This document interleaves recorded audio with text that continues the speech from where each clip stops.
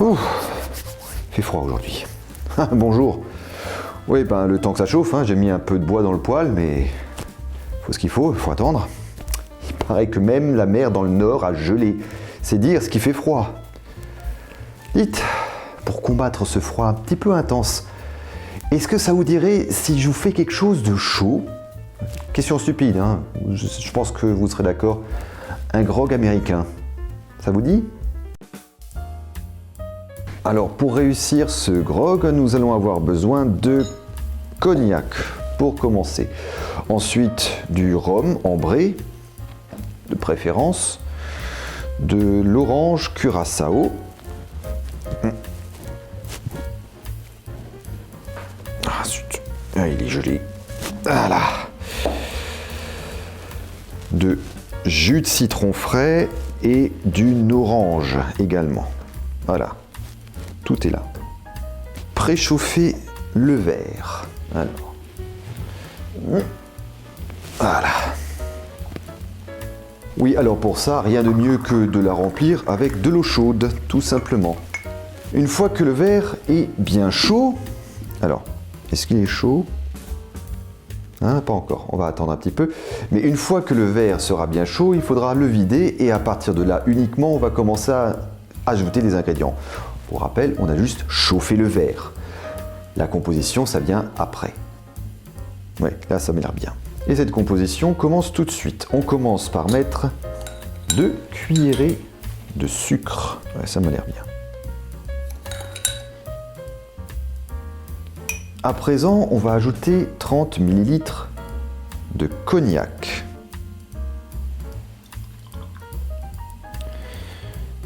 Suivi dans la foulée de 30 ml de rhum ambré. Voilà. Ceci fait, on rehausse le tout avec 4 traits de curaçao orange. Puis pour ça, maintenant, il va falloir ajouter 2 traits de jus de citron. Alors, c'est parti.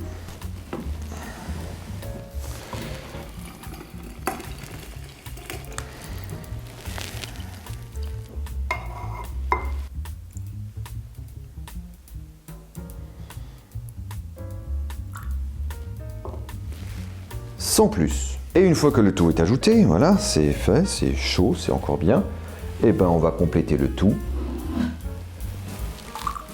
avec de l'eau chaude. Et voilà, mais ce n'est pas fini. Il faut encore ajouter une rondelle d'orange. Voilà qui est fait. Et voilà, vous avez votre grog américain. C'est très dilué, hein, on a mis quand même pas mal d'eau chaude. Mais par contre, c'est sucré, c'est un florilège d'agrumes. Franchement, lorsqu'on a vraiment froid, c'est vraiment l'ingrédient qui vous ravit les papilles. À ne pas trop abuser quand même, parce qu'il monte directement au cerveau, tellement il est chaud. Ah, je le prendrai moi-même si vous n'étiez pas destiné. Alors, je risque de vous surprendre. Le grog américain ne devrait pas avoir sa place ici. Si ce n'est que c'est parce que c'est une boisson chaude et que par les temps froids, c'est toujours agréable de se réchauffer de cette manière. Je pense que vous me comprenez. Mais comme vous pouvez vous en douter, se réchauffer, c'est vieux comme le monde. Et le grog, c'est justement très ancien comme cocktail. Il date de 1740 et fut inventé par l'amiral Edward Vernon pour lutter contre l'alcoolisme dans la marine britannique. Il s'agissait alors simplement de rhum dilué dans de l'eau à raison d'1 quart de rhum pour 3 quarts d'eau. L'idée de réchauffer cette boisson daterait du XVIIIe siècle, mais l'origine exacte de la pratique fait toujours débat. Enfin, le grog américain. Sa recette apparaît en tout 3 fois et fut détaillée par un seul auteur, Frank Newman. Alors, d'origine anglaise, Frank Newman tenait le bar du Grand Hôtel à Paris, situé en face de l'Opéra Garnier. Il fit publier 3 manuels nommés American Bar, boissons anglaises et américaines en 1900, 1904 et 1907, dans lesquels apparaissent la recette du grog américain que nous avons réalisé.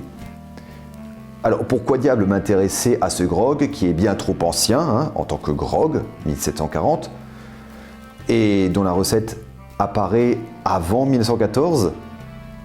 Alors en quoi c'est un cocktail des années folles ? Eh bien comme je l'avais déjà dit dans un épisode précédent, ce n'est pas parce que la recette est ancienne que l'on a cessé d'en boire. Et encore moins en hiver, où selon le guide de 1930 How to Wine and Dine in Paris, écrit par Robert Forrest Wilson, où le grog chaud est d'une grande importance pour les Français qui l'utilisent comme remède préventif contre la grippe. Les 3 manières qu'a un café parisien des années 20 de prémunir ses clients contre le froid sont les suivantes.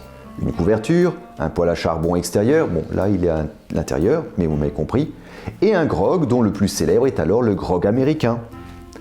Notre incontournable playboy américain Harry Crosby fait également référence à des grogs chauds au rhum dans ses mémoires et en aurait consommé lors des courses de chevaux, mais également pour se réchauffer après s'être baigné dans sa villégiature de Biarritz en 1928. Ernest Hemingway, que nous savons grand amateur de rhum, et alors qu'il était reporter à Paris pour le compte du journal Toronto Daily Star, décrivit les terrasses des cafés parisiens ainsi.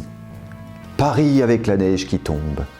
Paris avec les gros brasiers à charbon devant les cafés, rougeoyants. Aux tables des cafés, les hommes se pressaient, le col de leur manteau relevé, je les comprends, pendant qu'ils touchaient des verres de grog américain et que les crieurs de journaux vendaient les journaux du soir.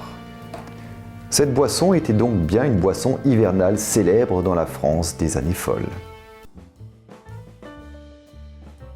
J'espère que vous avez apprécié la vidéo sur le grog américain. Comme toujours, l'abonnement, la notification et laissez un petit commentaire si l'envie vous en dit. Encore une fois, allez-y doucement, dégustez votre cocktail tranquillement, consommez-en avec modération. Mais rapidement, là il commence à être froid. Allez, à la prochaine fois pour un autre cocktail consommé durant, pas forcément l'hiver, mais en tout cas durant les années folles.